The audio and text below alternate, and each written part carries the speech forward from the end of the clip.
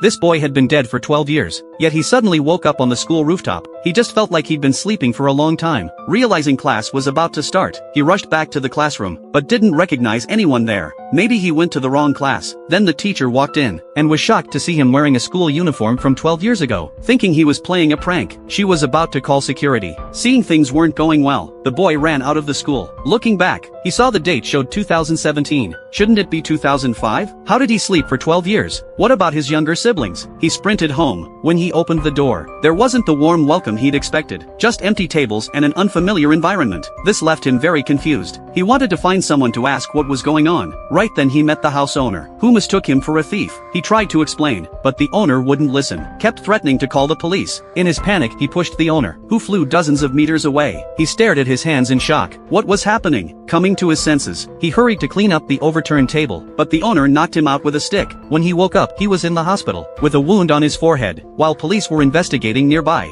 they asked for his name and birth date. The boy answered truthfully, "I'm David, born in 1987. The police were surprised. Someone born in 1987 would be 31 now. Are you kidding? The nurse finished bandaging him, saying they'd put 30 stitches in his forehead, warning about infection, and to pick up his medicine later. Seeing he wouldn't tell the truth, the police took him to the station, again asking for his name and birth date. The boy was helpless, insisting he wasn't lying. The police got angry, saying if the information was false, he'd face more charges for trespassing and obstruction, making things worse. But when they checked, the information was correct, though it showed he was deceased. He was shocked, and went to report to his superior. David went to wash his face, finding his forehead wound had completely healed, without any trace of stitches. Now he was even more confused. What had happened to him? As he was leaving the bathroom, he met an officer, who was startled by the name on his uniform. It was his childhood friend David, but hadn't he died 12 years ago? Even the voice was identical. He was completely baffled, realizing it was David's death anniversary. Could this be his spirit? Then David saw his name tag, recognizing him as his high school classmate Paul, and quickly asked what had happened.